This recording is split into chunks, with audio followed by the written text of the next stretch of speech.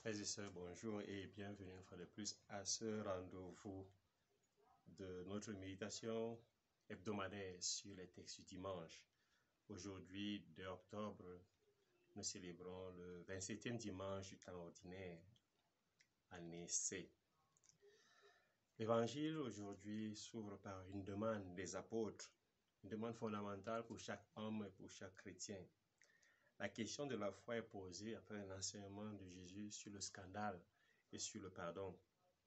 On dirait, comme pour éviter le scandale ou pour vivre le pardon, on a besoin de la foi. Il faut avoir la foi, une grande foi, pour vivre le pardon et éviter le scandale.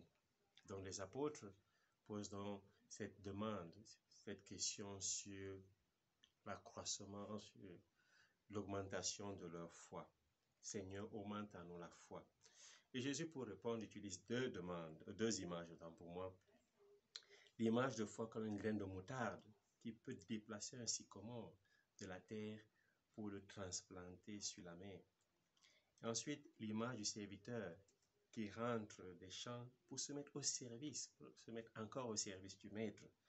Un service qui a un devoir pour lui et donc qui n'a pas à attendre un gain inutile.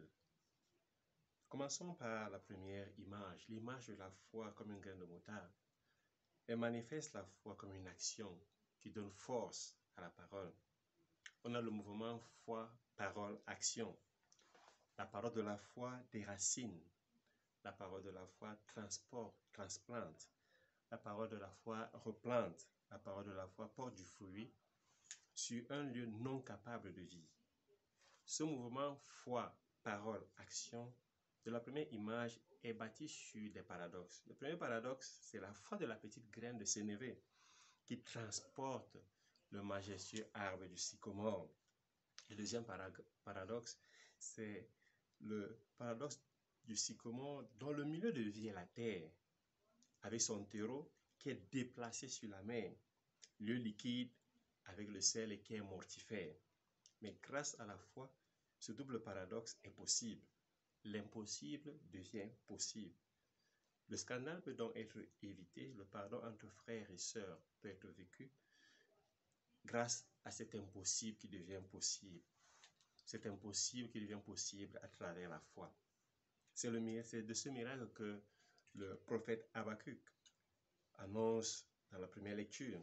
L'impossible sera rendu possible pour celui qui a la foi, pour le juste qui a la foi. La violence, le mal, le pillage, la misère, la dispute et la discorde qui se déchaînent connaîtront une fin. Dieu interviendra. Et pour le dire, le prophète utilise 3 sentences. La vision tendra vers son accomplissement et ne décevra pas. Et si elle paraît tarder, il faut l'attendre. Et troisièmement, elle viendra certainement et sans retard. La foi provoque cette vision, la réalisation de cette vision. Cette triple affirmation donc aura des résultats. Et le juste vivra par la foi. Le juste sera sauvé parce qu'il a la foi. La foi rend tout fertile. La foi rend tout productif. Tout prend vie avec la foi. La deuxième image que Jésus utilise, c'est l'image de la foi comme un service gratuit, comme un devoir. La foi nous invite à vivre notre devoir quotidien. L'on pourrait traduire la demande des apôtres en ces termes aussi. Seigneur, fais-nous subsister dans la foi. Rends-nous stables dans la foi. Seul le service gratuit nous rend stables dans la foi. Saint Paul, dans la deuxième lecture, dans la lettre à Timothée, la deuxième lettre à Timothée, prend part, demande à Timothée de prendre part aux souffrances liées à l'annonce de la bonne nouvelle. L'annonce de la bonne nouvelle est un service comparable à celui du serviteur qui sert au champ et à la maison. La foi donne la capacité de servir au champ, à l'extérieur, dans le monde, et servir à la maison, la vivre dans notre cœur, mais aussi avec nos proches. Donc, le serviteur qui travaille au champ, c'est notre foi qui est dans le monde. C'est notre foi qui est active dans le monde. Et le serviteur qui rend préparé un service à la maison pour son maître, c'est notre foi dans notre cœur, mais aussi dans notre intimité familiale, professionnelle, dans notre cercle d'amis. Donc, mais ce service est un service gratuit. On ne doit pas attendre de récompense parce que c'est un serviteur inutile. Inutile ne veut pas dire qui ne sert à rien. Inutile dans son étymologie, c'est qui n'attend pas un utile, qui n'attend pas un gain. Parce que utile est un mot qui, dans son étymologie, contient le sens du gain, du profit, du bénéfice. En économie, c'est le bénéfice que l'on a dans une activité. Donc, un service utile, c'est un service qui produit un gain ou qui est rendu pour un gain, pour un profit, pour un bénéfice. Mais le premier serviteur inutile, c'est Jésus lui-même. Parce que le service que Jésus a rendu à l'humanité est un service gratuit. Jésus est le serviteur inutile parce qu'il a fait son devoir sans attendre une quelconque récompense de notre part, sans attendre un salaire, un bénéfice, comme contrepartie du service rendu. Jésus est lui-même l'utile, le profit, le bénéfice. Il est la rançon. Il a fait tout gratuitement. Il dit dans Matthieu 20, 28, le Fils de l'homme est venu non pour être servi, mais pour servir et donner sa vie comme rançon pour plusieurs, pour la multitude. Frères et sœurs, que devons-nous faire quotidiennement grâce à notre foi? Nous n'avons que notre devoir, un devoir de foi qui transporte les montagnes, qui rend service, la foi qui déracine, qui déplace les arbres. C'est la foi du devoir bien fait. C'est la foi du devoir fait dans la gratuité, la simplicité, dans l'humilité, dans la discrétion. La foi réalise des choses extraordinaires. Mais cet extraordinaire s'effectue dans l'ordinaire de la vie quotidienne. Saint-Louis de Gonzague disait, la sainteté ne consiste pas à faire les choses extraordinaires, mais à faire extraordinairement bien les choses les plus ordinaires. C'est donc dans le quotidien, dans l'ordinaire que se produit le miracle de la foi. Une foi qui est un don, qu'il faut raviver chaque jour pour ne pas avoir le cœur fermé à la parole de Dieu. Une foi qui est un don qui nous permet d'ouvrir les barrières de la haine, de la jalousie.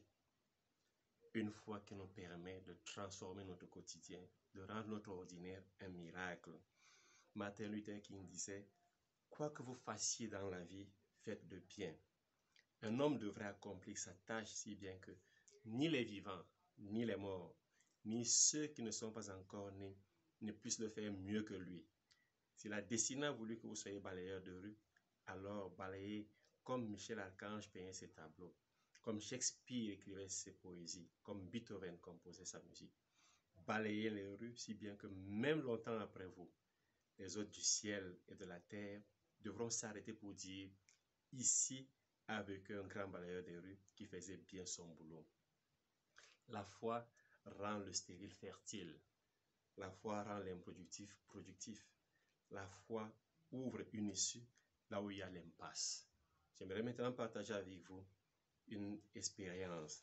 En 1863, deux gentilshommes anglais vinrent rendre visite à Saint-Jean Bosco, Don Bosco à l'époque. L'un était ministre de la reine Victoria. En entrant dans la salle où plus de 200 jeunes étudiaient dans un silence total et parfait, les deux messieurs s'émerveillèrent et demandèrent à Don Bosco le secret de ce magnifique comportement.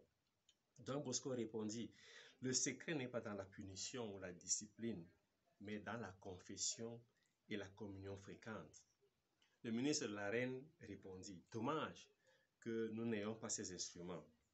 Et Don Bosco d'ajouter, si la foi et les sacrements ne sont pas utilisés, alors il faut recourir à la force. C'est vrai, a conclu le ministre. Je le dirai à la reine, nous devons choisir soit la foi, soit le bâton. Frères et sœurs, la foi transforme, la foi transplante, la foi déplace. Une autre expérience de Sainte Mère Teresa de Calcutta. Elle nous dit, un jour, une sœur m'a appelé d'Agra en Inde, me demandant 50 000 roupies pour créer une maison pour enfants abandonnés. Je lui répondis, c'est impossible. Où vais-je trouver ce montant? Quelques minutes après, le téléphone a sonné de nouveau. C'était le directeur d'un journal.